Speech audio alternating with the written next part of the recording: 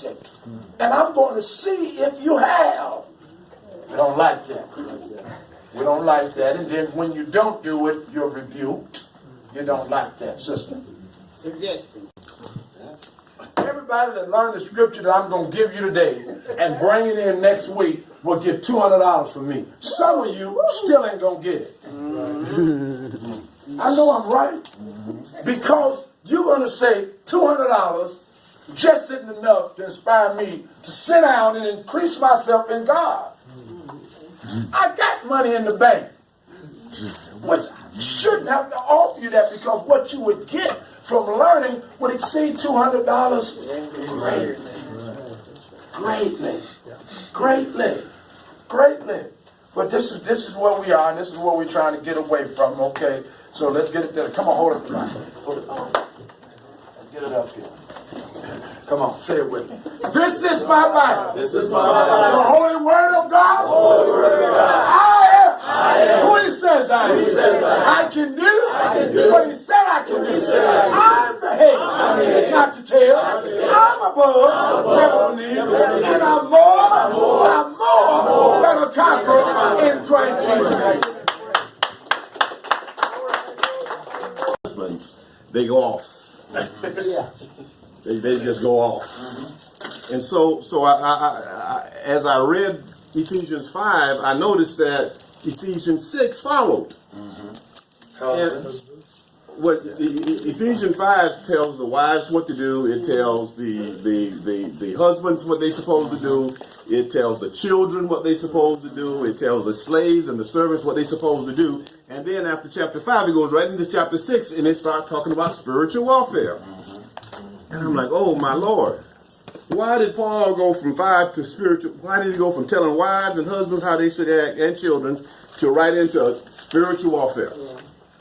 And I thought about families.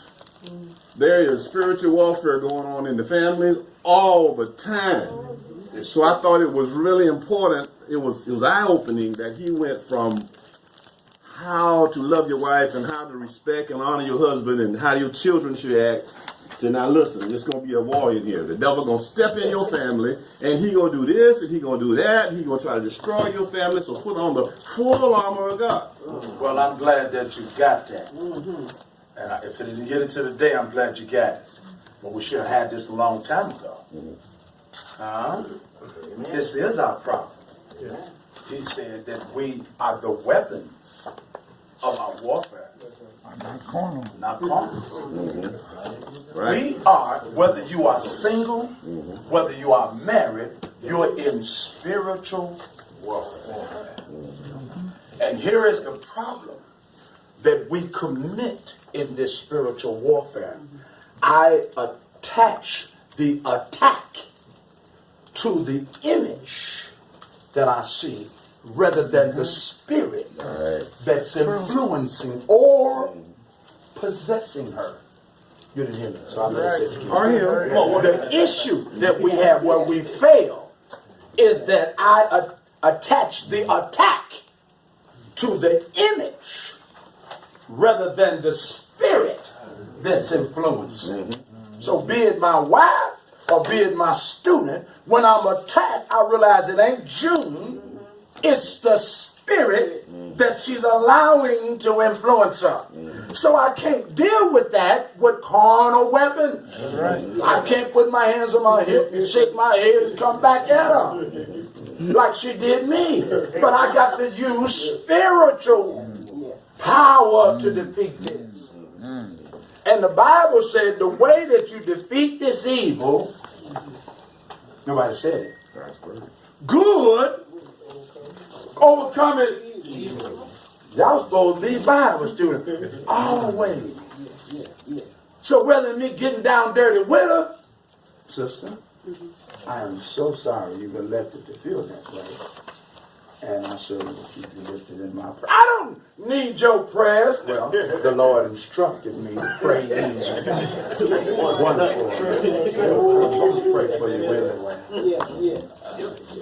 Moving on. That's it. When I see her again, hello June, I ain't going. I'm in warfare. I'm in warfare. And so in my home, when my lovely, the one God gave, I can't blame him. He gave me this woman. It's going all off to the way. I know what it is. She sure ain't possessed. So it's that demonic spirit that's influencing her, causing her to respond the way she is. And I would love to just speak to those two women, or however many of it goes off every time we talk about wives submit, because I will quickly identify how they don't believe in the word of God. They would love to contend with you with that, but the fact of the matter is, you don't believe. That's just what I meant to, Pastor. I said, if you don't submit to God's word, then you're out of his will. You're out of his will. This is what God say do. And before we beat them up, before we beat them women up, you are like them. Oh, see. What are you talking about, preaching? I ain't got no problem with submitting to my spouse. Woman saying, yeah, I'm not saying you don't. But if you not bringing your tithes into the storehouse, what's the difference between your sin and theirs? That's right. That's right. That's right. That's when we get quiet. That's why I don't like messing with folk about. I tell them some words, try to help them out, because this is what Galatians 6 starts off and saying, as you mentioned. Brethren, when your brother is overtaken in a fault, number one, he said, ye which are spiritual. Not you carnal thinking, loudmouth folk. Ye which are spiritual. Go to such one and restore. You ain't got to go tell them, do you know that you wrong? They know they wrong. He didn't tell you that anybody wrong. He said, restore such a one in the spirit of meekness. Considering yourself, lest ye also be tempted. That's what he's saying. Now, I don't struggle with the one you're struggling with, but I got one. Now, I'm not dealing with drinking, but I got one. Now, I ain't wrestling with fornication, but I got one. So just because that ain't the one I'm struggling with, don't be going over there like I don't do that. Pharisaic.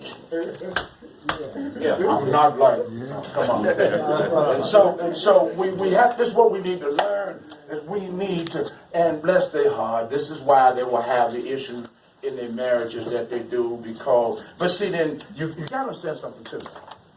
God, as you said, he also charges the man, and charge him first. Love your wives as Christ. Now, until you do a study on Jesus, then you don't know what you're supposed to do with that woman. Love your wives as Christ has loved the church. They done some nasty stuff to Jesus. Had him strung up on the cross. And the words that fell out of his lips was, and when that woman that God gave you do some crazy stuff and have you strung all up, you got to have a Father, forgive them spirit. Well, let me go on.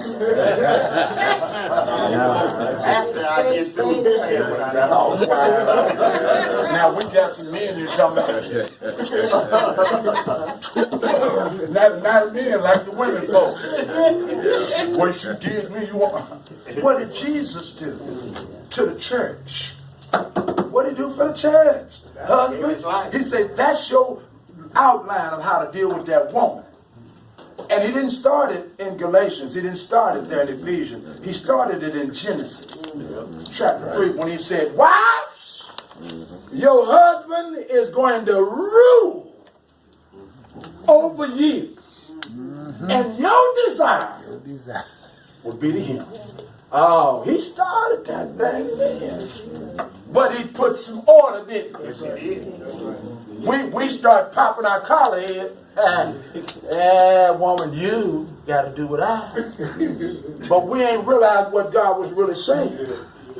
that when I bring that marriage up before me, I ain't asking her nothing about how it turned out. No, you didn't get it. I'm not going to ask her one thing about why that marriage was like it was. I'm asking you, Larry, why was your marriage just messed up as it was? I ain't asking her nothing because I didn't give her authority to govern that marriage. I'm going to ask her why she responded like she did in it, but I ain't going to ask her why it turned out like it did. You are the cause of that. No. He said it's better to enter into heaven. Huh? If an ear got to get cut off, you need to go in knowing I did what you said. It cost me something. It cost me a lot of child support and a lot of heartache and sadness. But I stood like you told me to stand. And you're going to say, well done, son, because you wasn't supposed to be with that woman nowhere. I didn't want to give you that woman. You picked that woman looking at that long, pretty hair, that old pretty skin, and yeah, that was your stuff. What I had for you was that little short-haired woman. Right. We don't get it, do we? We don't see it. That's a beautiful hairstyle, you're right, sir. We don't get it. God already knows where he want to take Larry. He already knows where he want to take Larry. And he knows what Larry needs with him to get him there. Just like he told Samuel, don't be looking at the countenance. So he knows who he wants to be with him to get him where he wants him. His help. I thought I heard a mate over here. But did I hear a mate to it first? Did I hear? Okay. Just keep in mind. You want to keep in mind. Yeah. The Bible don't say mate. Meet. Help him meet the charge that God has upon his life. He put her in his life to help him meet the charge that God put on his life. Amen. That's why she's there. And sometimes, men, brothers, we have to teach our wives. Teach them. That's right. Teach them. Yes. Well, like when she's in church too. Teach them. That's right. In biblical old times, they refused to allow women to even speak during service. Yeah. That ain't so now, thank be to God, because Jesus is a deliverer, ain't he? Yes, he is. They had him under the arm, well, you can't say nothing until you get home. Ask me. That was, y'all didn't know that? Yeah. Okay, don't look at me like, what you